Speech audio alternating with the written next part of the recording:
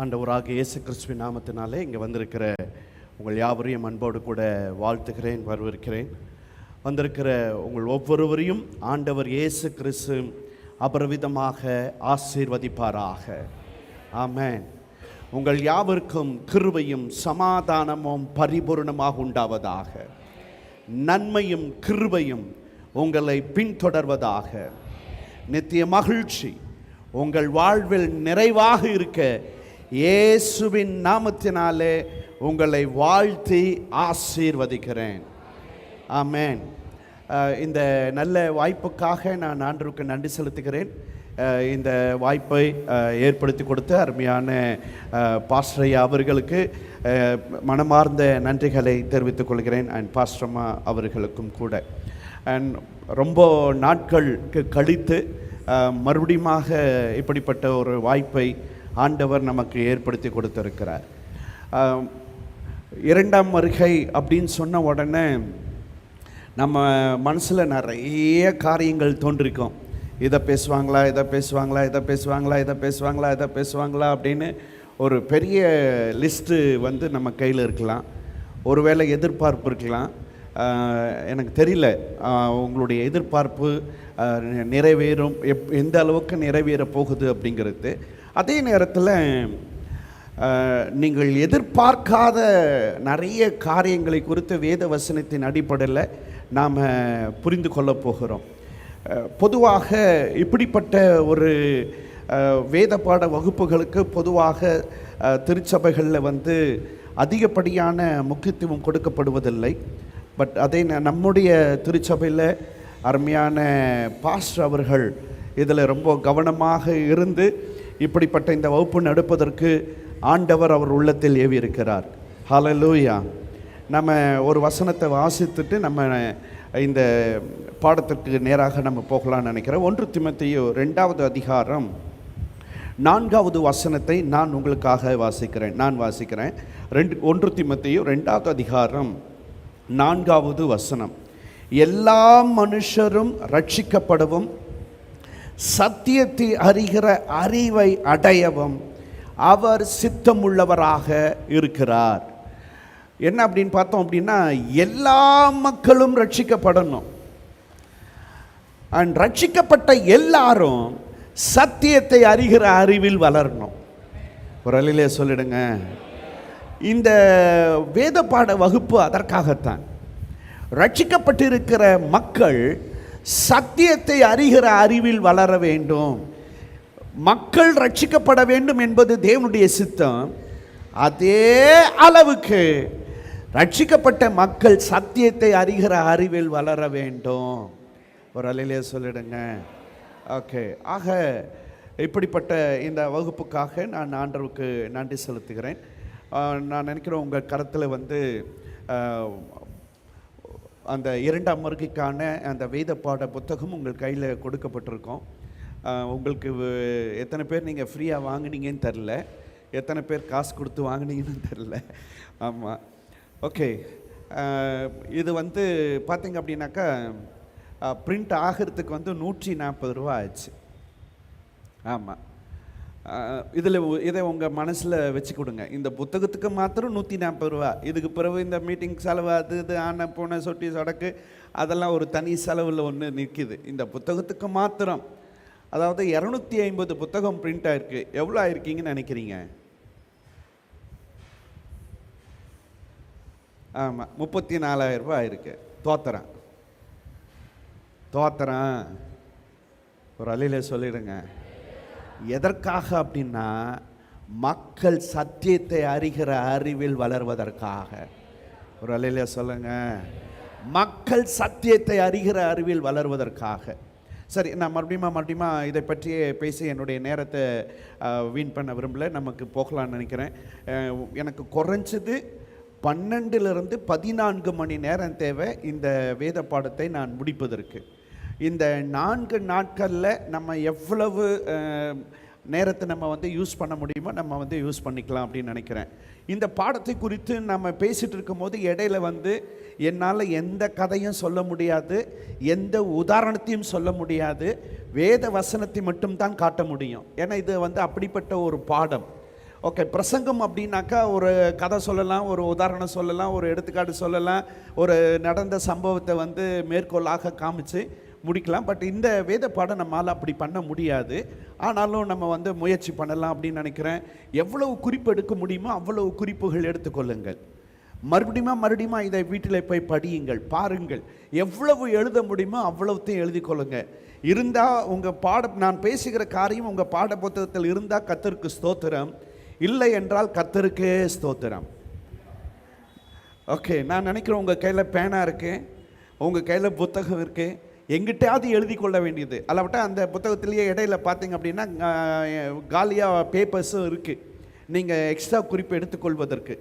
Okay, அந்த இடத்துல நீங்கள் வந்து அந்த குறிப்புகளை எடுத்துக்கொள்ளலாம். சார் வாங்க, வருகை என்று ஒன்று இருக்கிறதா? இன்னும் ஒரே ஒரு காரியத்தை சொல்ல விரும்புகிறேன். இந்த வேத பாடத்துடைய நோக்கம் என்ன அப்படின்னா, இன்றைக்கு கிறிஸ்தவ சமுதாயத்தில் கொடூரமான துருபதேசங்கள் வந்து கொண்டிருக்கிறது. ஒரு காலத்தில் பெந்தேகோஸ்தே சபை ரகசிய வருகையை அதிகமாக பேசினார்கள், அதிகமாக நம்பினார்கள், அதிகமாக எதிர்பார்த்தார்கள்.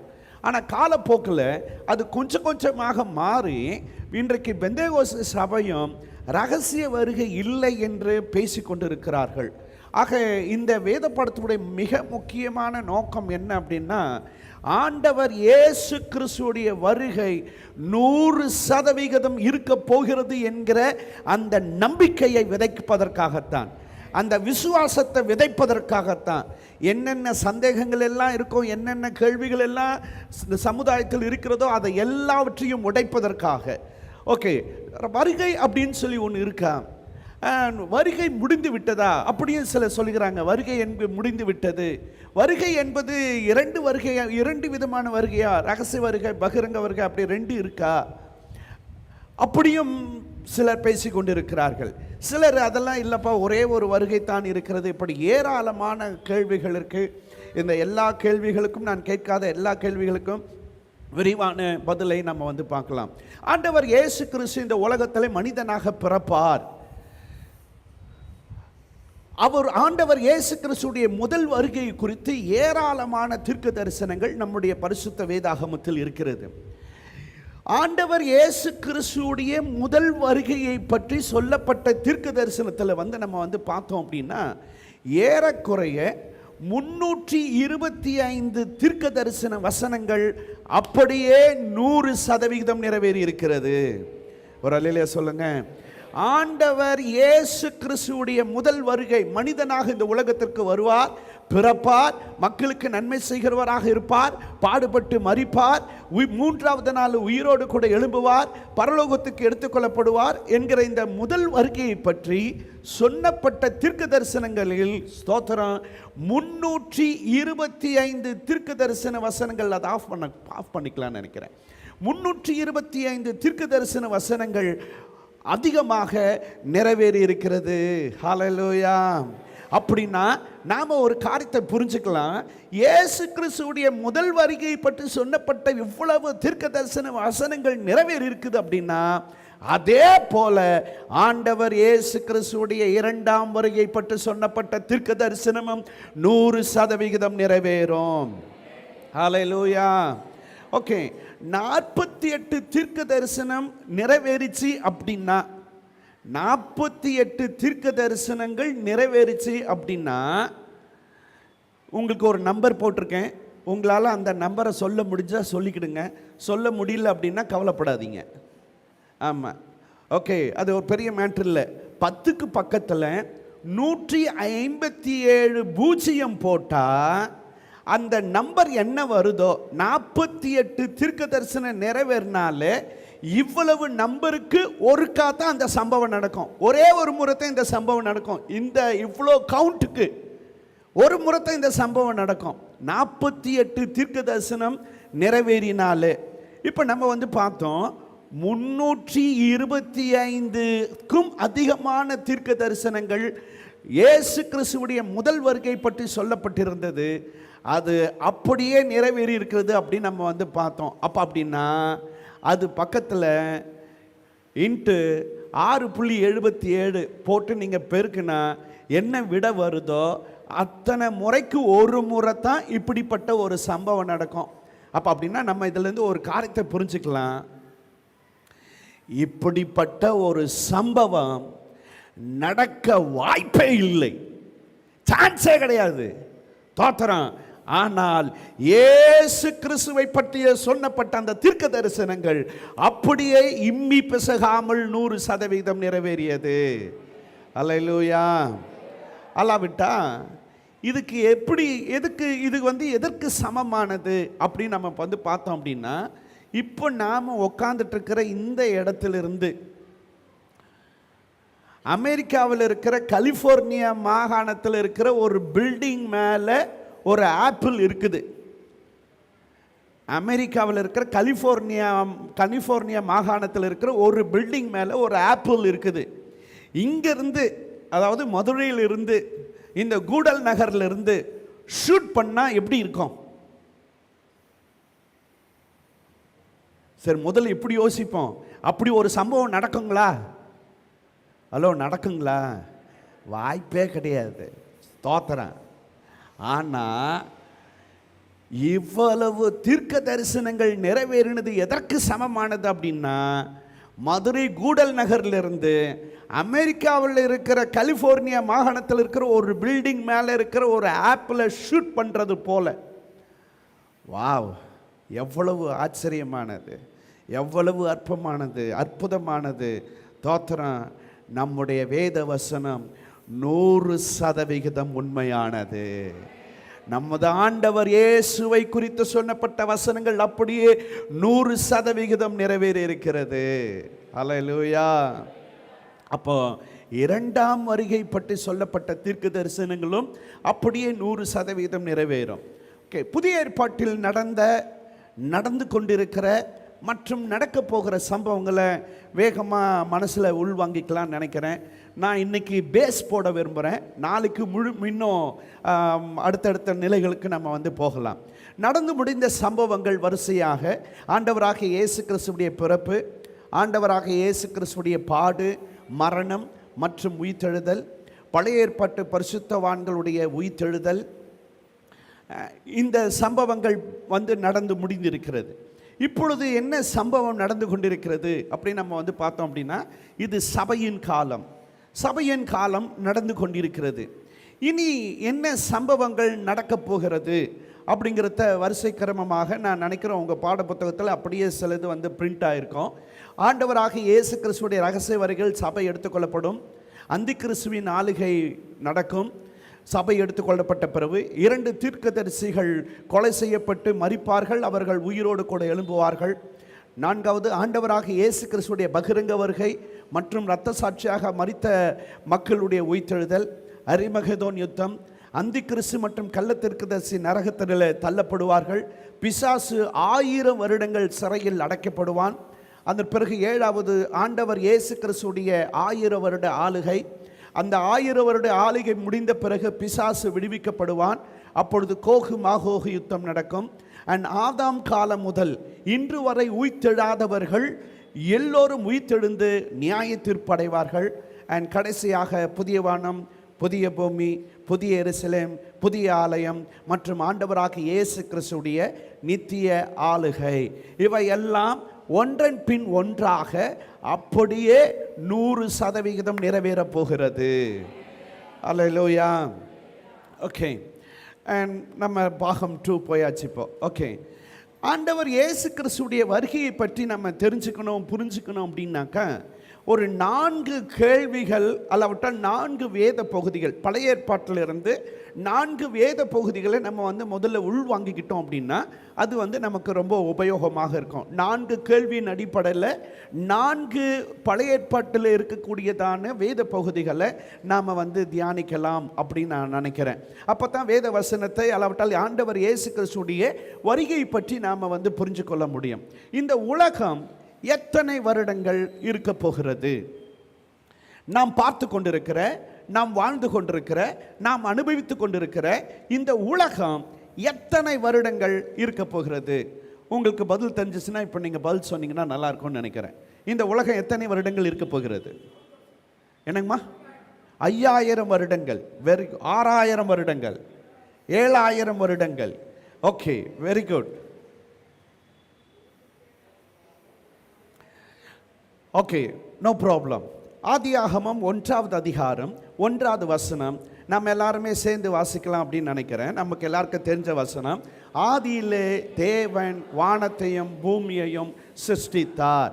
ஆக இந்த வானமும் பூமியும் சிருஷ்டிக்கப்பட்டிருக்கிறது. இந்த வானமும் பூமியிலும் நாம் வாழ்ந்து கொண்டிருக்கிறோம். இந்த வானமும் பூமியும் அழிக்கப்படும் அப்படின்னு சொல்லி வெளிப்படுத்தல் 20வது அதிகாரம் 11வது வசனத்தில் நம்ம பார்க்குறோம். அண்ட் வெளிப்படுத்தல் 21:1 நம்ம பார்க்குறோம். பெரிய வெள்ளை சிங்காசனத்தையும் அதன் மேல் வீட்டிற்கும் கண்டேன்.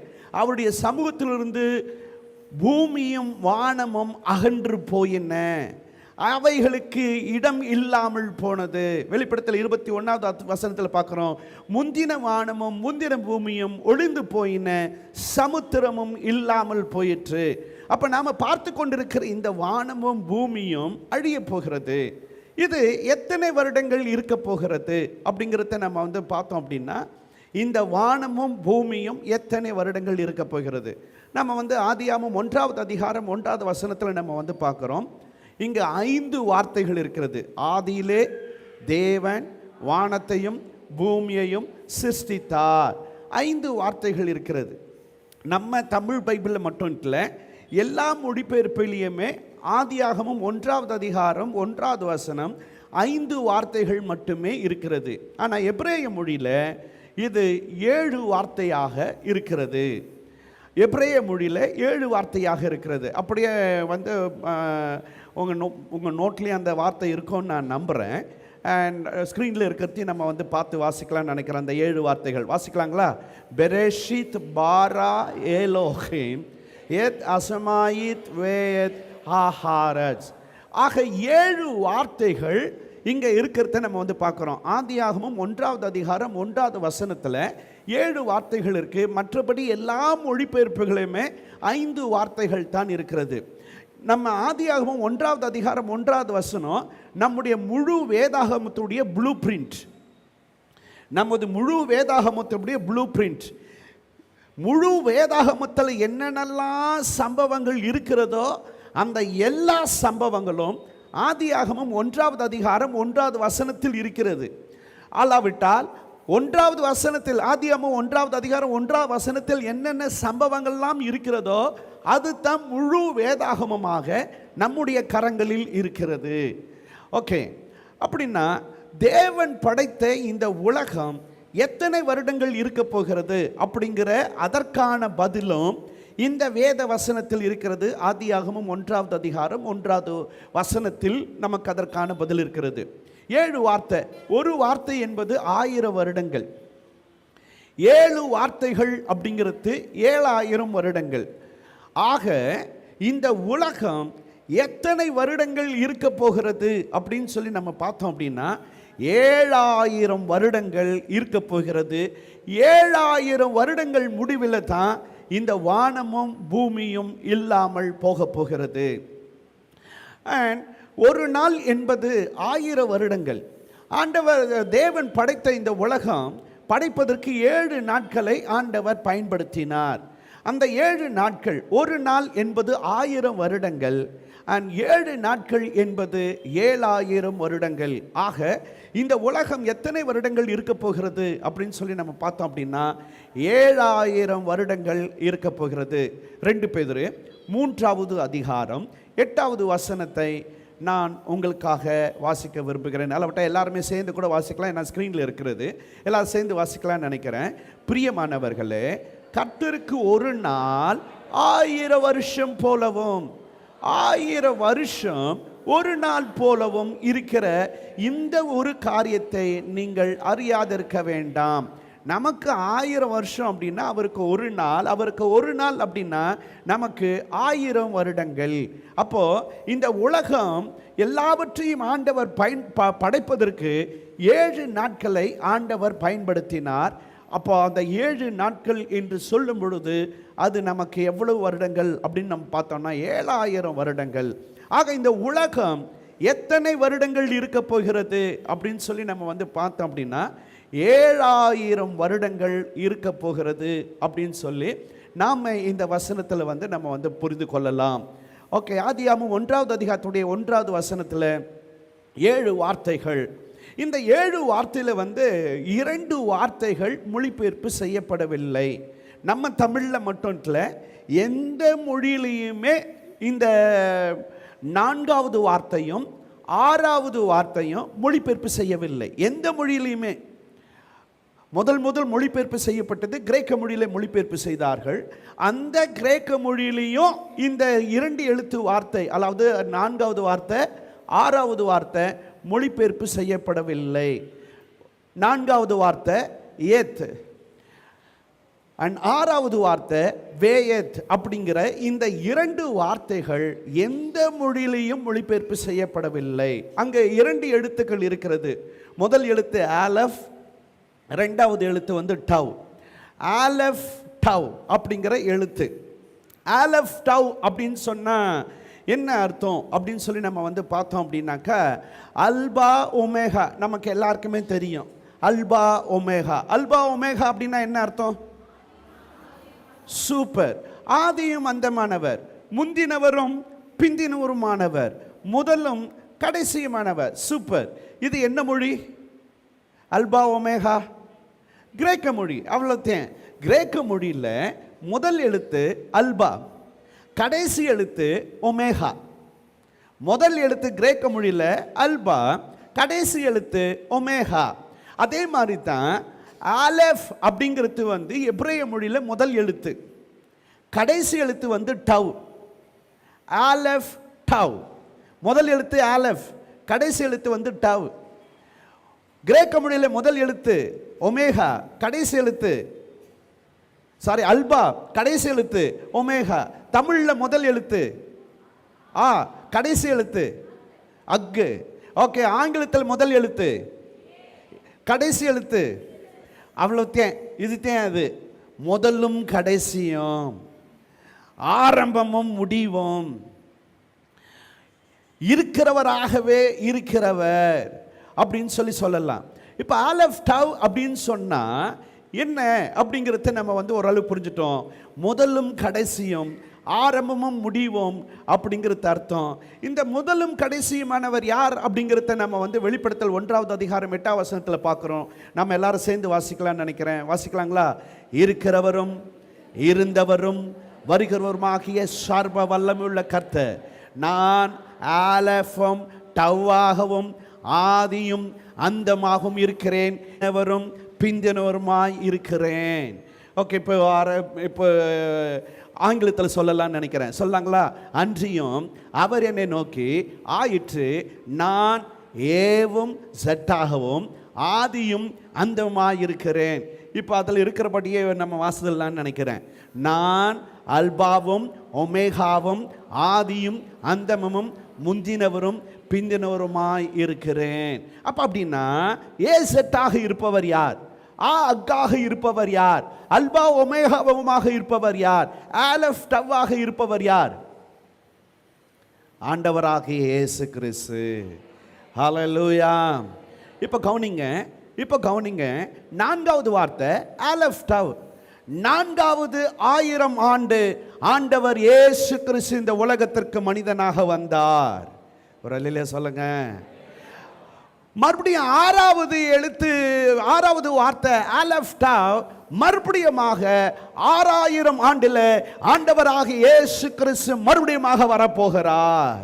எப்படி 4000 ஆண்டிலே இயேசு கிறிஸ்து இந்த உலகத்திற்கு வந்தாரோ, அதே போல 6வது ஆண்டின் ஆரம்பத்தில் ஆண்டவர் இயேசு கிறிஸ்து இந்த உலகத்திற்கு வரப்போகிறார். ஹல்லேலூயா, ஹல்லேலூயா. ஓகே. இந்த 7000 ஆண்டுகள், இந்த 7000 ஆண்டுகளில் என்னென்ன காரியங்கள் இருக்குது, சிறப்பான காரியங்கள் என்னென்னலாம் இருக்குது அப்படிங்கிறத நம்ம பார்த்தோம் அப்படின்னாக்கா, கிமு 4000 ஏதேன் தோட்டம் படைக்கப்பட்டது. கிமு 4000 அண்ட் கிமு 3000 ஏனக்கூடிய நாட்கள். கிமு 2000 ஆபிரகாமுடைய நாட்கள். கிமு 1000 சாலமோனுடைய நாட்கள். கிபி 1ஆம் ஆண்டு ஆண்டவர் இயேசு கிறிஸ்து மனிதனாக இந்த உலகத்திற்கு பிறந்தார். கிபி 2000 ஆண்டு ஆண்டவராக இயேசு கிறிஸ்துவுடைய பகிரங்க வருகை இருக்கும். அதற்கு முன்பாக ரகசிய வருகை இருக்கும். அந்த 6000 ஆண்டின் முடிவில் ஸ்தோத்திரம்,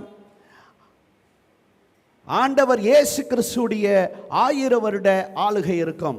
அதாவது கிபி 3000 அங்கே சாத்தான் அக்னி கடலில் தள்ளப்படுவான். ஆக மொத்தம் நம்ம பார்த்தோம் அப்படின்னா இந்த உலகம் 7000 வருடங்கள் இருக்க போகிறது.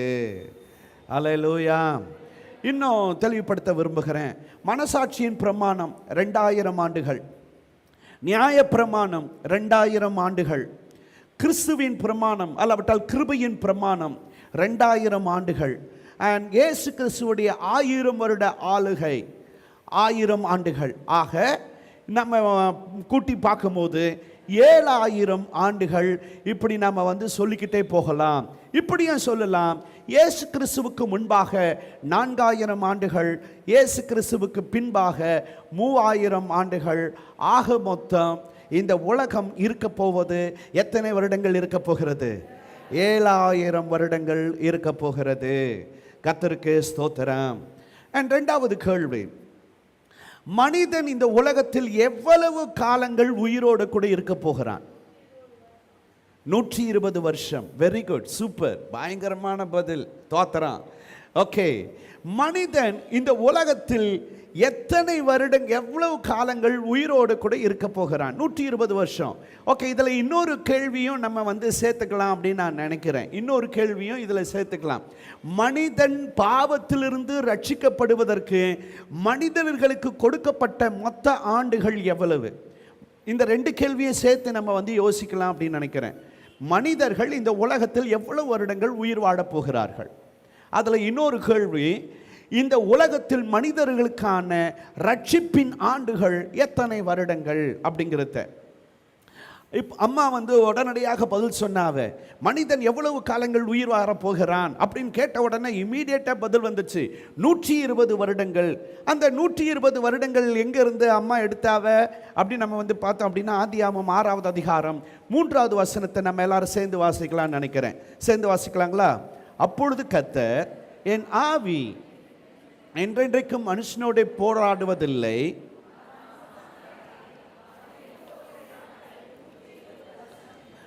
ஓகே, அவன் இருக்க போகிற வருடங்கள் 120 வருஷங்கள்.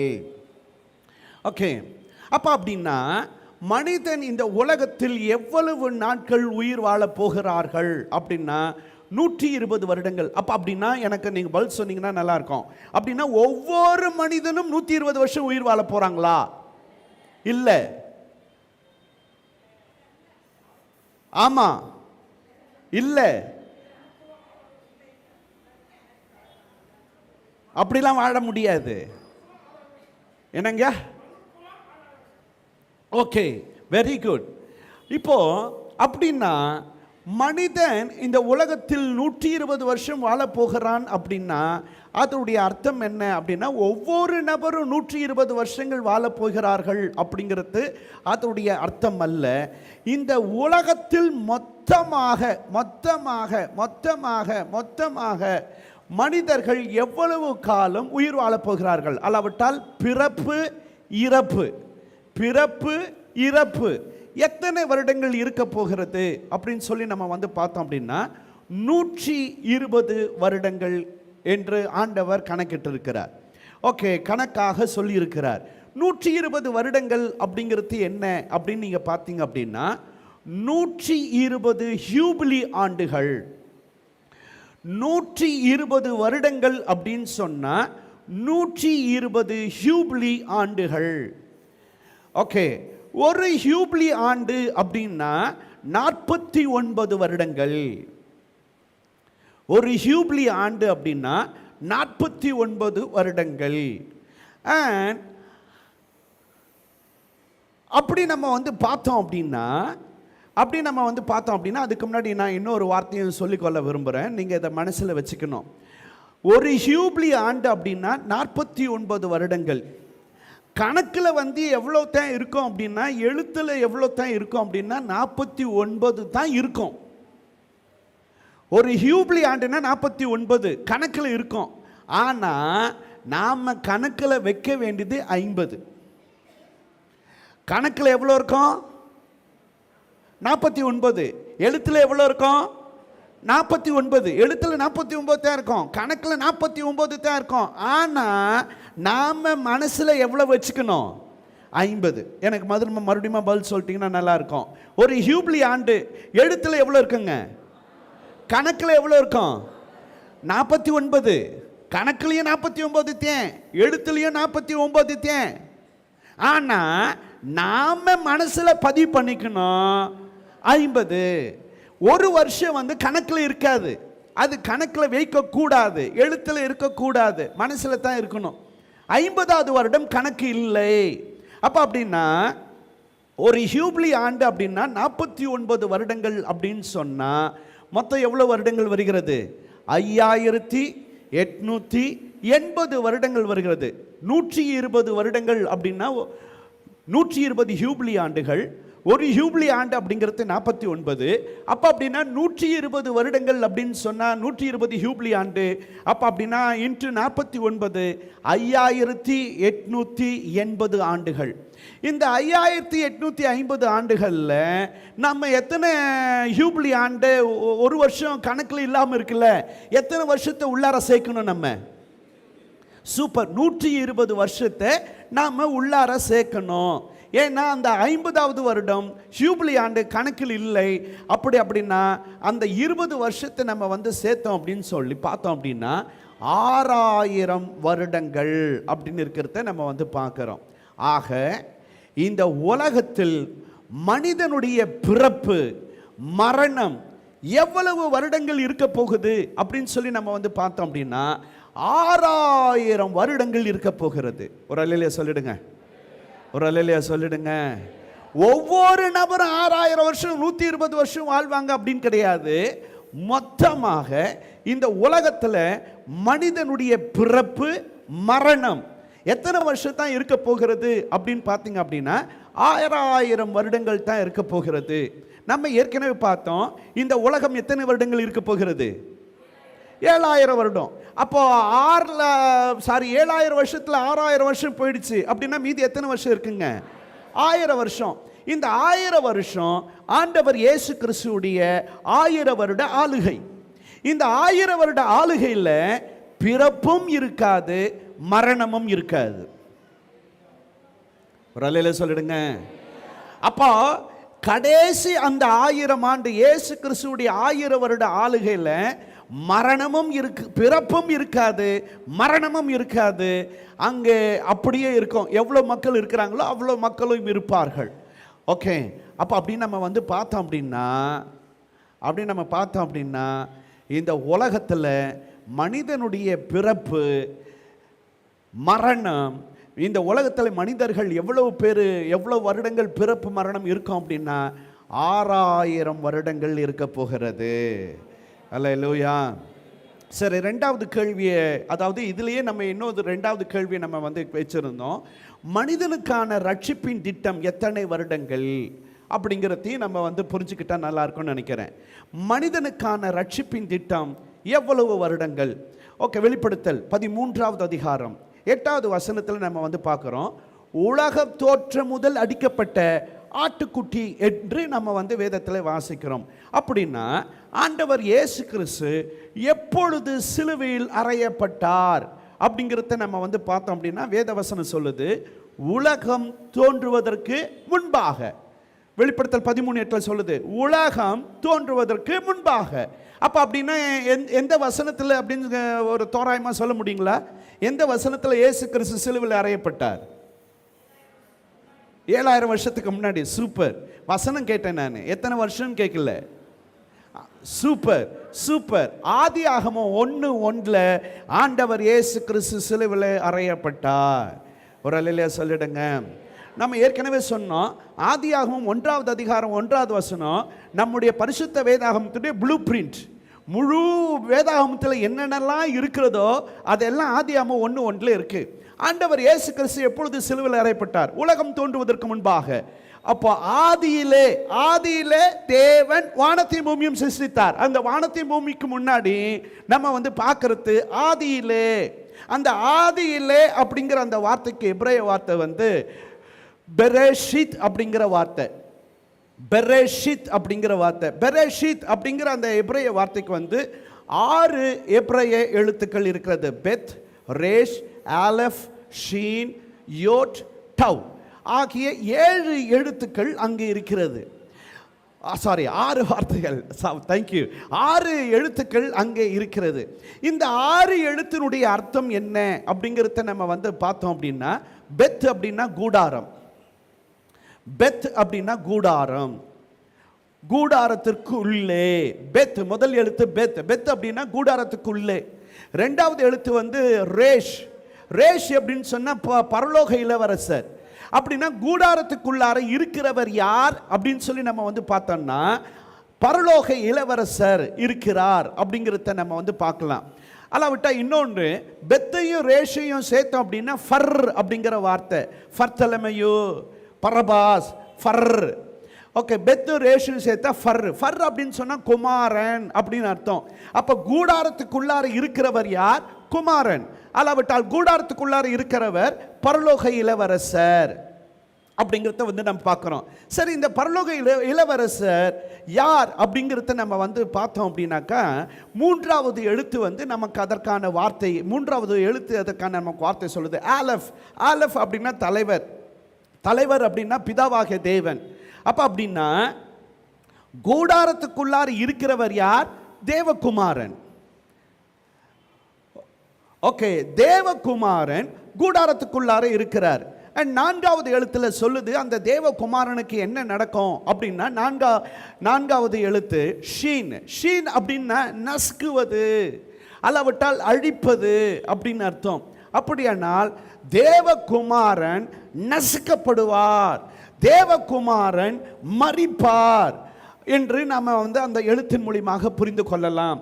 கூடாரம், கூடாரத்துக்குள்ளார தேவகுமாரன், தேவகுமாரனுடைய கை நசுக்கப்படும்.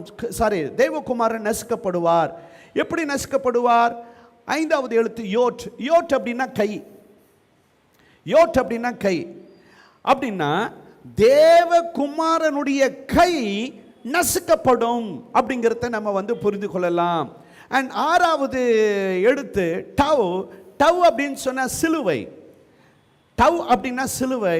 அப்ப அப்படின்னா தெய்வீக செயல் பரலோகத்தில் நியமிக்கப்பட்டிருக்கிறது. அந்த உடன்படிக்கை சிலுவையில் நிறைவேற்றப்படுகிறது. அல்லாவிட்டா நான் சொல்றதை நீங்க புரிஞ்சுக்கிட்டா போதுமானதாக இருக்கும் அப்படின்னு நினைக்கிறேன். பரலோக இளவரசர் சிலுவையில் நசுக்கப்படுவார். ஒரு அல்லேலூயா சொல்லுங்க. அல்லாவிட்டால் தேவகுமாரன் சிலுவையில் நசுக்கப்படுவார்.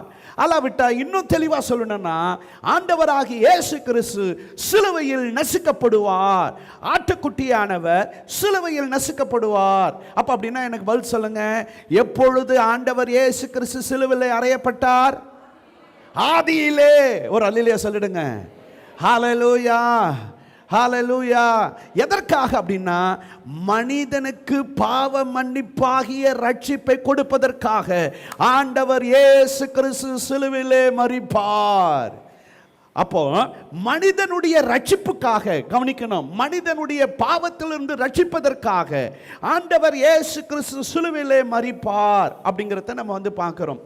இந்த பெரேஷித் அப்படிங்கிற அந்த வார்த்தையில் 6 எழுத்துக்கள். ஒவ்வொரு எழுத்தும் 1000 ஆண்டுகள். அப்ப அப்படின்னா எத்தனை எழுத்துக்கள்? 6 எழுத்துக்கள். அப்படின்னா எத்தனை வருடங்கள்? 6000 வருடங்கள். அப்ப நம்ம புரிஞ்சுக்கலாம், மனிதன் ரட்சிக்கப்படுவதற்காக, அவனுக்கு கொடுக்கப்பட்ட பாவத்திலிருந்து ரட்சிக்கப்படுவதற்காக மனிதனுக்கு கொடுக்கப்பட்டிருக்கிற மொத்த வருடங்கள் எத்தனை வருடங்கள்? 6000 வருடங்கள் மட்டும் தான். இந்த 6000 வருஷத்துக்குள்ளார மனிதன் ரட்சிக்கப்பட்டு விட வேண்டும். அதற்கு பிறகு மனிதன் ரட்சிக்கப்படுவதற்கு சமயம் இல்லை, வாய்ப்பு இல்லை, நேரம் இல்லை. கர்த்தருக்கே மகிமை உண்டாவதாக. தோத்திரம். ஏன் மகிமை உண்டாவதாக அப்படின்னா, மனிதனுக்காக, உங்களுக்காக, எனக்காக தேவன் வைத்திருக்கிற இந்த திட்டத்தின்படி பாவத்திலிருந்து நீங்களும் நானும் ரட்சிக்கப்பட்டு இருக்கிறோம். ஹல்லேலூயா. ஆதியிலே ஆண்டவர் உங்களுக்கு எனக்கு ஒரு ரட்சிப்பின் திட்டத்தை வைத்தார். நம்ம இன்னும் தெளிவா புரிஞ்சுக்கணும். கவனிங்க. தேவ தூதர்கள் சிருஷ்டிக்கப்பட்டார்கள், அவர்கள் விழுந்து போனார்கள். அவர்களுடைய ரட்சிப்புக்காக தேவன் எந்த திட்டத்தையும் வகுக்கவில்லை. மனிதன் சிருஷ்டிக்கப்பட்டான், மனிதன் விழுந்து போனான், மனிதன் பாவத்திற்கு அடிமையானான். ஆனால் மனிதனுக்கான ரட்சிப்பின் திட்டம் வகுக்கப்பட்டது. ஒரு அல்லேலூயா சொல்லுங்க. ஹலோ. அந்த ரட்சிப்பை பெற்றுக்கொள்வதற்கு உங்களுக்கு எனக்கும் பரிசுத்த ஆவியானவர் உதவி செய்திருக்கிறார். Wow wow wow. அது மாத்திரம் இல்லை, இந்த உலகம், கவனிக்கணும், இந்த உலகம் படைக்கப்படுவதற்கு முன்பாகவே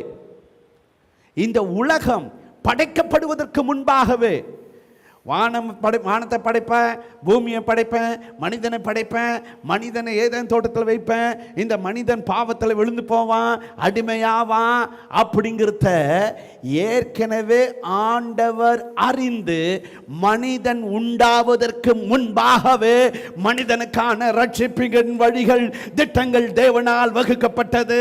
ஹல்லேலூயா, ஹல்லேலூயா. வாவ், எவ்வளவு ஆச்சரியமானது.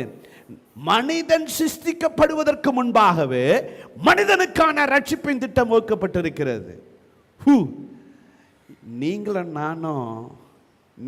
நானும் இந்த பாக்கியத்தை பெற்றுக்கொள்வதற்கு என்னத்தை செஞ்சோம்?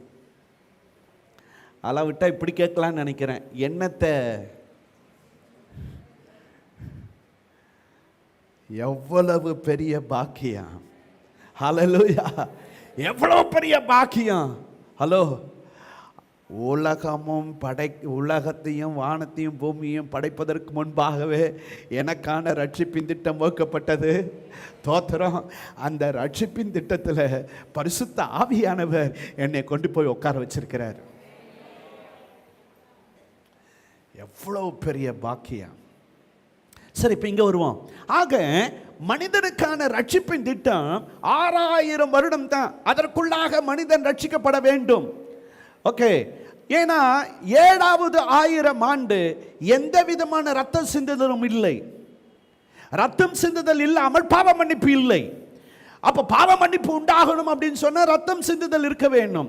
நம்ம வேதத்தில் பார்த்தோம் அப்படின்னாக்கா, முதல் 2000 ஆண்டு ஆதாம் ஏவாளுக்காக ஏதேன் தோட்டத்தில் மிருகத்தின் ரத்தம் சிந்தப்பட்டது.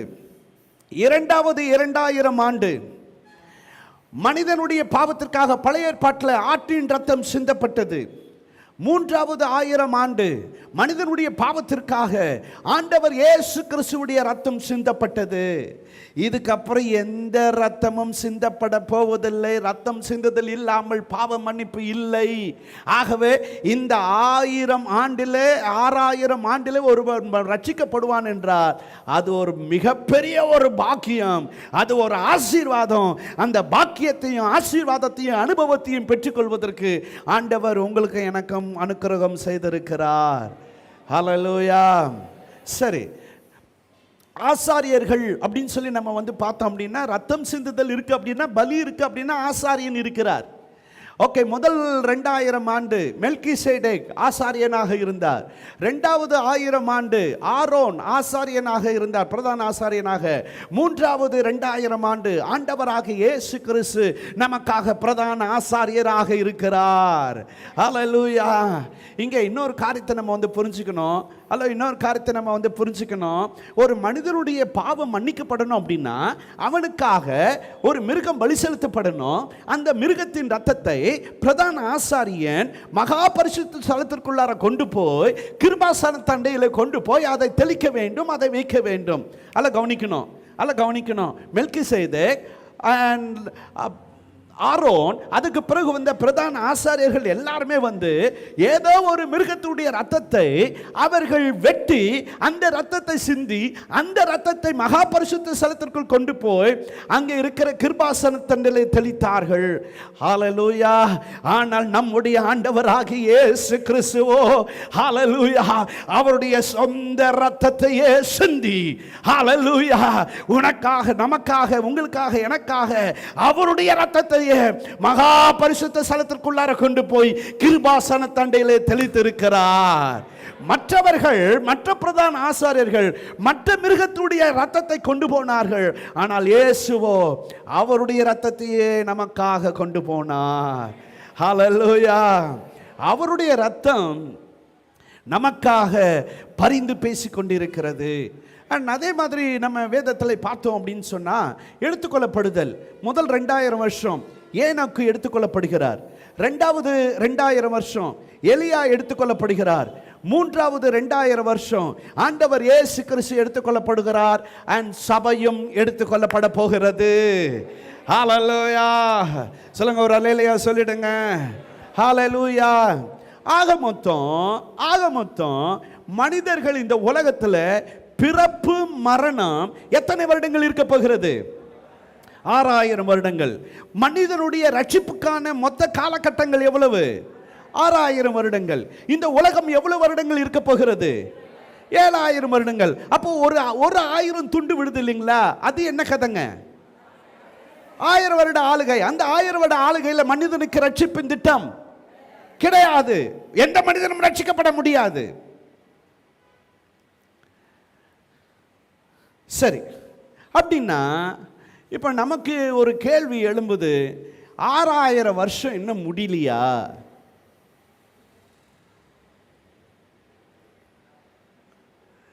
ஒரு பதில் வந்துச்சுன்னா ஒரு கேள்வி வருது. ஆமாம், சிபிடி படித்த மக்களுக்கு தெரியும், இவர் வந்தாலே தோத்திரந்தேன், ராவடித்தேன், கேள்வி கேட்டே ராவடி பண்ணுவாப்பில்ல அப்படின்னு. ஆமாம், இப்போ 6000 வருஷம் அப்படின்னா, இந்த மனிதனுடைய பிறப்பு மரணம் 6000 வருஷம் அப்படின்னா, நம்ம கணக்கின்படி பார்த்தோம் அப்படின்னா, நம்ம ஆங்கில கேலண்டரை நம்ம வந்து பயன்படுத்தி கொண்டிருக்கிறோம். நம்ம ஆங்கில கேலண்டர் படி நம்ம பார்த்தோம் அப்படின்னா, இது எத்தனாவது வருஷங்க? 6024. அப்போ 6000 வருஷம் முடிஞ்சிருச்சுங்களா? அல்ல, முடிஞ்சிருச்சுங்களா?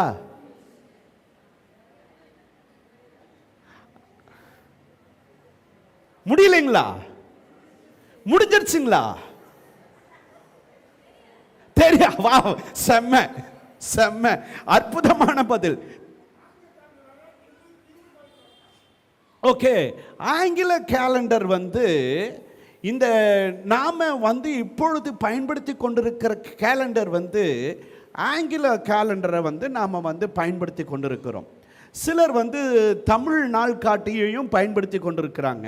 அவங்க எந்த மொழியை சார்ந்தவர்களோ அந்தந்த மொழியை நாம் வந்து பின்பற்றி கொண்டிருக்கிறோம். இப்போ உதாரணமாக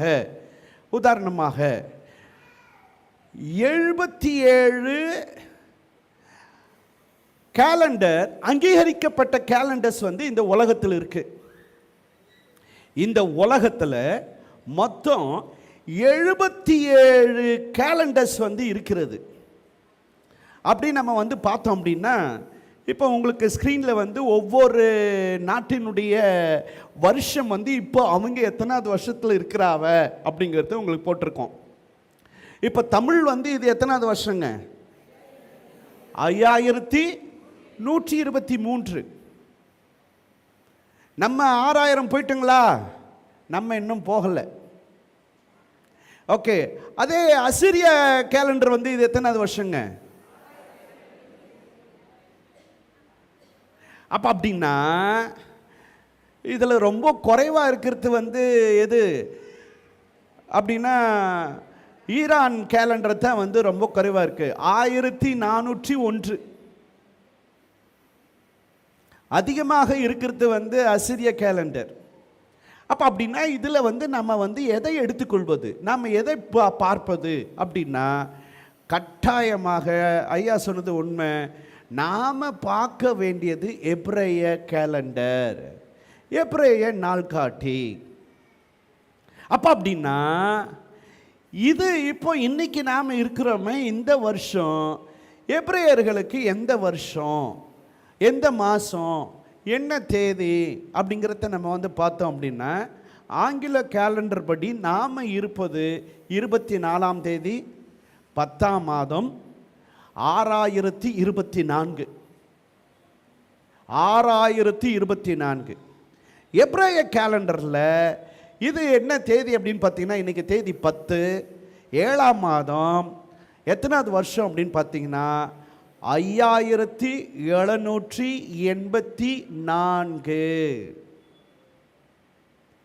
அப்போ அப்படின்னா 6000 வருஷம் முடிஞ்சிருச்சுங்களா? ஹலோ, 6000 வருஷம் முடிஞ்சிருச்சுங்களா? இல்லை. நாம் எடுத்துக்கொள்ள வேண்டியது எதுத்தேன் அப்படின்னா, இதைத்தான் நாம் எடுத்துக்கொள்ள வேண்டியதாக இருக்கிறது. என்ன சொல்கிறாவ அப்படின்னு பார்த்தீங்க அப்படின்னா, 77 அங்கீகரிக்கப்பட்ட கேலண்டரை நம்ம பார்த்தோம். அந்த 77 கேலண்டரும் ஏறக்குறைய 10 முறை மாற்றி அமைக்கப்பட்டிருக்கிறது. இல்லை இது தப்பு, நம்ம இந்த வருஷத்தை இந்த இந்த தேதி, இந்த வருஷம், இந்த மாதம் நம்ம மாற்றிக்கலாம் அப்படின்னு 10 முறை தேதியை மாற்றி இருக்கிறார்கள், வருஷங்களை மாற்றி இருக்கிறார்கள். உதாரணமாக, யாக்கோபு மாமனார் வீட்டில் வேலை செய்கிறார். அவருக்கு 10 முறை சேலரி மாற்றி அமைக்கப்படுகிறது. அதே மாதிரி நாம் பயன்படுத்துகிற கேலண்டர் பார்த்தீங்க அப்படின்னா 10 முறை மாற்றி எழுதியிருக்கிறார்கள். அப்போ அப்படின்னா நாம் பார்க்குற இந்த கேலண்டரை நாம் கவனத்தில் எடுத்துக்கொள்ள முடியாது. எபிரேய கேலண்டரை நம்ம எடுத்துக்கொள்ள முடியும். எப்படி, எதை வச்சு? நமக்கு அதுக்கு ஒரு ஆதாரம் தேவை. அதற்கான ஆதாரமும் இருக்கிறது. என்ன ஆதாரம் இருக்கிறது அப்படின்னு பார்த்தீங்கன்னா, இஸ்ரேல் தேசம் 1948 ஆண்டு இஸ்ரேல் தேசம் சுதந்திரத்தை பெற்றுக்கொண்டது, விடுதலை பெற்றது, தனி நாடாக அறிவிக்கப்பட்டது 1948. ஓகே, 1948 வருஷம் யூதர்களுக்கு அது எத்தனாவது வருஷம் அப்படின்னு பார்த்தீங்கன்னா 5708 வருஷம். 5708 வருஷம் அந்த வசனம், அதாவது தோராவில், தோரா அப்படின்னு சொன்னால் 5 ஆகமங்கள். என்னென்ன ஆகமங்கள் சொல்லுங்க பார்க்கலாம்? ஆதி ஆகமம், என்னாகமம், உபாகமம், 5 ஆகமங்கள். இந்த 5 ஆகமத்தில் 5708 வசனம் எந்த வசனம் அப்படின்னு பார்த்தீங்கன்னா, உபாகமம் 30வது அதிகாரம் 5வது வசனம். ஓகே, அதாவது 1948 வருஷம், உபாகமம் 30வது அதிகாரம் 5வது வசனம். அந்த வசனம் என்ன சொல்லுது? நம்ம எல்லாம் சேர்ந்து வாசிக்கலாங்களா? உன் பிதாக்கள் சுதந்தரித்திருந்த தேசத்தை நீ சுதந்தரிக்கும்படிக்கு உன் தேவனாகிய கர்த்தர் அதில் உன்னை சேர்த்து உனக்கு நன்மை செய்து உன் பிதாக்களை பார்க்கிலும் உன்னை பெருக பண்ணுவார். ஒரு அல்லேலூயா சொல்லிடுங்க. ஹல்லேலூயா, ஹல்லேலூயா. என்ன அப்படின்னா, 1948 வருஷம் உன்னை மறுபடியும் இஸ்ரவேல் தேசத்தில் உனக்கு தனி நாடாக கொடுப்பேன். அந்த தனி நாட்டில் உனக்கு நான் நன்மை செய்வேன், உன்னை நான் பெருக பண்ணுவேன். அதே போல தோத்திரம், இஸ்ரேல் தேசம் 1948 வருஷம் சுதந்திரத்தை பெற்றது. ஒரு அல்லேலூயா சொல்லுங்க. அதாவது கிபி 70 யூதர்கள், இஸ்ரவேலர்கள் எருசலேமை விட்டு விரட்டப்பட்டார்கள். கிபி 70 மறுபடியுமாக எப்போ அவங்க ரிட்டர்ன் வராங்க அப்படின்னு பார்த்தீங்கன்னா 1867 திரும்ப வராங்க. 1867 திரும்ப வராங்க யூதர்கள் எருசலேமுக்கு. கிபி 70 விரட்டப்பட்டவர்கள் மறுபடியும் எப்போ வராங்க அப்படின்னு பார்த்தீங்க அப்படின்னா, இடையில வந்து போறாவ. ஆனால் நிரந்தரமாக வந்தது எப்போ அப்படின்னு பார்த்தீங்கன்னா 1867. அப்போ அது சுதந்திர நாடு அல்ல, தனி நாடு அல்ல. 1867. ஆனால் அவங்க எப்பொழுது தனி நாடாக அவர்கள் அறிவிக்கப்படுறாங்க அப்படின்னா 1948. அன்றைக்கு உள்ள அவர்களுக்கான வசனம், உனக்கு நான் நன்மை செய்து உன் பிதாக்களை பார்க்கலும் உன்னை பெருக பண்ணுவேன். ஹல்லேலூயா. ஆமாம், நான் நினைக்கிறேன் இன்னைக்கு உங்களில் சிலர் சிலரோ பலரோ எல்லாருமோ தெரியல, எல்லாருமே இஸ்ரேல் நாட்டுக்காக ஜெபம் பண்ணிக்கிட்டே இருப்பீன்னு நினைக்கிறேன். ஆமாம், தோத்திரம். நீங்கள் ஜெபம் பண்ணாலும் தோத்திரம், ஜெபம் பண்ணாவிட்டாலும் கர்த்தருக்கு தோத்திரம். அவங்கள யாரும் ஒன்றும் அம்பிடுத்தேன், அவ்வளோத்தேன். ஏன்னா ஒவ்வொன்றுத்துக்கும் அவங்களுக்கு ஆண்டவர் நியமிச்சு வச்சிருக்கிறாரு. அவங்கள எப்போ அவங்க எப்போவுமே இதுக்கப்புறம் அவங்கள முறியடிக்க முடியாது.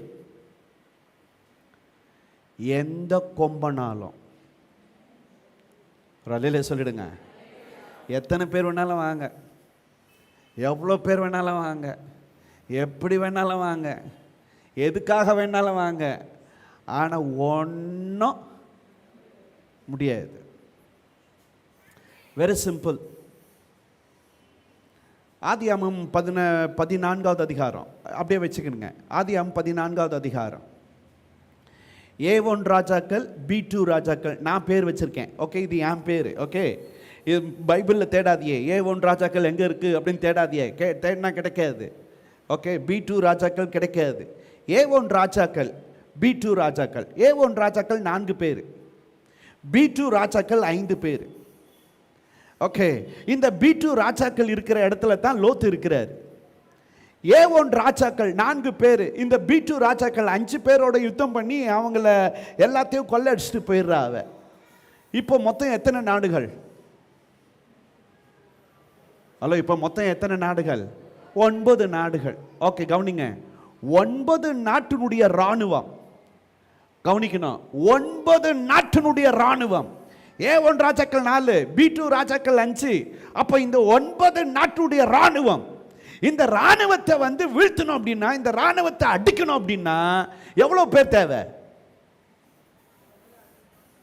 அதை விட அம்மா ரொம்ப சிம்பிளாக சொல்லிட்டாவே, நீ என்னத்தையாவது கணக்கு போட்டுக்க, அதை விட அதிகமாக தேவை. அம்பிடுத்தேன் போ, வேலையப்பார், ரொம்ப விவரம். ஆமாம், அதை விட அதிகமாக தேவை. நம்ம ஆதியாகமம் 14வது அதிகாரத்தில் நீங்கள் பார்த்தீங்கன்னா, அதில் கவனிங்க, ஆபிரகாம் தனியாக ஒரு நாடு இல்லை, தனியாக ஒரு இராணுவம் இல்லை, தனியாக எதுவுமே இல்லை. ஜஸ்ட் 318 பேரை வச்சு அந்த A1 ராஜாக்களையும் B2 ராஜாக்களையும் முறியடித்தார். எத்தனை பேரை வச்சு? 318. அம்பிடுத்தேன், ஹலோ, தோத்தரன். 318 பேரை வச்சு 9 ராஜாக்களை காலி பண்ணாவ தோத்தரான். ஒரு நாடு இல்லாத நேரத்தில் இப்ப அவங்களுக்குன்னு ஒரு நாடு இருக்கிறது, அவங்களுக்குன்னு ஒரு இராணுவம் இருக்குது.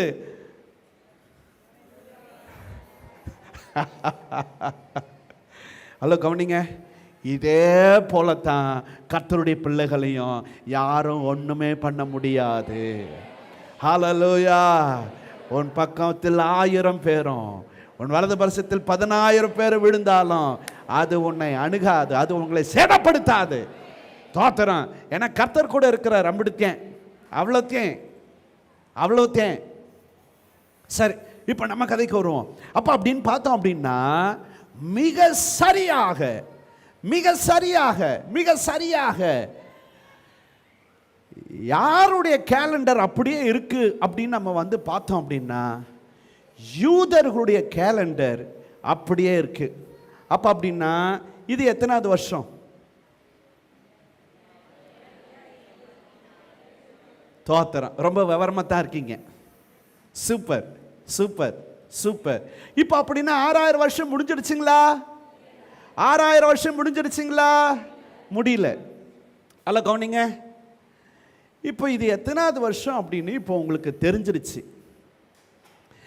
ஓகே, 6000 வருஷம் இருக்க போகுது. நீங்கள் உடனே உட்காந்து கணக்கு போடாதீங்க. என்ன கணக்கு போடாதீங்க அப்படின்னா, தோத்திரம். இயேசு கிறிஸ்துடைய ரகசிய வருகை எப்போ இருக்க போகுது? அதில் 7 வருஷம் கழிச்சுட்டா மீதி எத்தனை வருஷம்? 5993. அப்போ ஆண்டவர் இயேசு கிறிஸ்துடைய ரகசிய வருகை எந்த வருஷம் இருக்கும்? 5993 அப்படின்னு மட்டும் உட்காந்து கணக்கு போட்டுறாதிய. தோத்திரம். அதுக்கும் வேத வசனத்தில் ஆண்டவர் அங்கங்கே வசனத்தை வச்சிருக்கிறார். Very simple. 2 உதாரணத்தை மாத்திரம் சொல்லிடலான்னு நினைக்கிறேன்.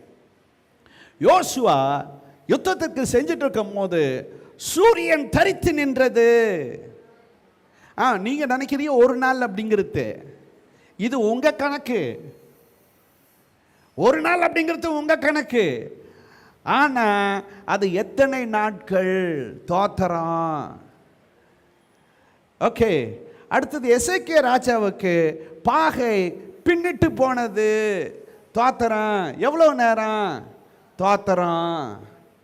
அப்போ நீங்களும் நானும் என்ன பண்ண முடியாதுங்க? நீங்களும் நானும் என்ன பண்ண முடியாது? நீங்களும் நானும் என்ன பண்ண முடியாது? கணக்கு போட முடியாது. ஆண்டவர் இயேசு கிறிஸ்து சொல்றாரு, பிதாவை தவிர அந்த நாளையும் அந்த நாளிகையும் வேறு ஒருவனும் அறியான், பிதாவை தவிர. அப்ப அப்படின்னா கவனிக்கணும், இயேசு கிறிஸ்து வரப்போகிறார். 1986 இந்த சத்தத்தை கேட்கிறேன். 1986 இயேசு வரப்போறார். ஓகே. இப்படி பலர் ஒவ்வொரு வருஷத்தை வச்சுக்கிட்டே போறாவ. இந்த வருஷம் இயேசு வரப்போறார், இந்த வருஷம் இயேசு வரப்போறார். எந்த கொம்பனாலும் அதை ஃபிக்ஸ் பண்ண முடியாது. ஏன்னா ஆண்டவர் இயேசுவே சொல்லிட்டாரு, அந்த நாளை அந்த நாளிகையை மனுஷகுமாரனை தவிர வேறு ஒருவனும் அறியான். ஒரு அல்லேலூயா சொல்லிடுங்க. என்ன காரணம் அப்படிங்கிறத அதையும் நான் சொல்லிவிட விரும்புகிறேன். என்ன காரணம்? நாம் மனசில் பதிவு பண்ணிக்கிட வேண்டியது. ஓகே, கவனிங்க. இப்போ பொண்ணை பார்த்தாச்சு, நிச்சயம் பண்ணியாச்சு. ஓகே, இன்னாருக்கு இந்த பொண்ணு தேன் அப்படின்னு. இப்போ மாப்பிள்ளை பொண்ணை நிச்சயம் பண்ண உடனே கல்யாணம் நடக்காது. ஓகே. மாப்பிள்ளையுடைய அப்பா எவ்வளோ பெரிய லாடுல பக்தாஸாக இருந்தாலும், எத்தனை வீடு இருந்தாலும், எவ்வளோ பெரிய வீடு இருந்தாலும், மாப்பிள்ளை என்ன பண்ணணும் அப்படின்னா சொந்தமாக சம்பாதிச்சு ஒரு வீடை கட்டணும்.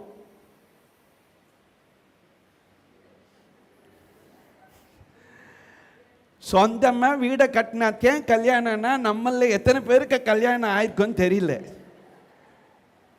கட்டாயம் எனக்கு ஆயிருக்க வாய்ப்பே கிடையாது. சரி விட்டுரும். தோத்திரம். எப்பா இது நம்ம கல்ச்சர் இல்லை, இது நம்ம தமிழ்நாட்டு கல்ச்சர் வேறன்னு நினைக்கிறேன். பிள்ளைங்களுக்காக எல்லாத்தையும் சேர்த்து வச்சுட்டு போற. ஓகே, சரி விடுவோம். இப்போ பையன் மாப்பிள்ளைக்கு கல்யாணம் அப்படின்னாக்கா முதல்ல சொந்தமாக ஒரு வீட்டை கட்டணும். கட்டி முடிச்ச பிறகுதான் அப்பன் சொல்லுவார், மாவனை போய் பொண்ணை தூக்கிட்டு வந்துரு. ஓகே. இப்போ அந்த நாள் அந்த நேரம் யாருக்கு தெரியாது? மாப்பிள்ளைக்கு தெரியாது, மணவாளனுக்கு தெரியாது. யார் தான் அதை டிசைட் பண்ணுவா? அப்பா தான் டிசைட் பண்ணுவாரு. நோட்டீஸ் கிடையாது, தேதி கிடையாது, இடம் கிடையாது, கல்யாண மண்டபம் கிடையாது, ஒரு மண்ணும் கிடையாது. தோத்திரம். இப்போ அந்த கட்டி வச்சிருக்கிற அந்த வீட்டில் 7 நாட்களுக்கு தேவையான எல்லா பொருளையும் சேர்த்து வச்சிருக்கணும் மாப்பிள்ளை சொந்த சம்பாத்தியத்தில். இப்போ எல்லாம் முடிஞ்ச பிறகு அப்பா தான் சொல்லுவார், டே மவனை போய் பொண்ணை தூக்கிட்டு வந்துடுறா அப்படின்னு. இவர் போய் என்ன பண்ணுவார் அப்படின்னா பொண்ணை அங்கேருந்து கடத்திட்டு வந்துடுவார். ஹலோ ஹலோ, கல்யாணம் ஆகாதவங்க யாரும் அங்கே இருக்கீங்களா? இது இப்போ சொன்னதை மறந்துடுங்க. ஆக்சுவலி இது நம்ம கல்ச்சர் கிடையாது. ஓகே. ப்ளஸ் இப்போ அந்த கல்ச்சர் அங்கேயும் கிடையாது. ஆமாம். ஓகே, சரி. இப்போ நம்ம கதைக்கு வருவோம். அப்போ அந்த நாள் அந்த நேரம் அந்த நாழிகை யாருக்கு மட்டும் தான் தெரியும்? அப்பாக்கு மட்டும் தான் தெரியும். ஹலோ, அப்பாக்கு மட்டும் தான் தெரியும், அப்பாக்கு மட்டும் தான் தெரியும், வேற யாருக்குமே தெரியாது. அதைத்தான் இயேசு கிறிஸ்து சொல்றாரு, பிதாவை தவிர வேறு ஒருவனும் அந்த நாளை அறியான். ஹல்லேலூயா. நீங்க கவனிங்க, இங்க கவனிங்க, ஆண்டவர் இயேசு கிறிஸ்து சொல்றாரு, அதனால தான் என் பிதாவின் வீட்டில் அநேக வாசஸ்தலங்கள் உண்டாயிருக்கிறது. அப்படி இல்லாதிருந்தால் நான் உங்களுக்காக சொல்லியிருப்பேன். நான் போய் உங்களுக்காக உங்களுக்காக உங்களுக்காக உங்களுக்காக நான் ஒரு ஸ்தலத்தை ஆயத்தம் பண்ண போகிறேன். நான் ஆயத்தம் பண்ணின பின்பு நான் இருக்கிற இடத்தில் நீங்களும் இருக்கும்படி நான் வந்து உங்களை என்னிடத்தில் சேர்த்துக் கொள்வேன். ஹalleluya, ஹalleluya.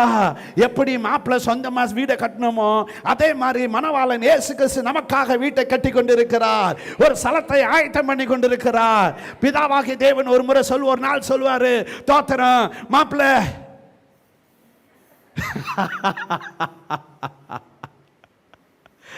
ஹalleluya. நான் நினைக்கிறேன் நீங்க புரிஞ்சுக்கிட்டீங்கன்னு நினைக்கிறீங்க. நீங்க புரிஞ்சுக்கிட்டா எனக்கு கர்த்தருக்கு ஸ்தோத்திரம். அப்ப அப்படின்னா அந்த நாள், அந்த நாழிகை யாராவது கண்டுபிடிக்க முடியுமா? முடியாது.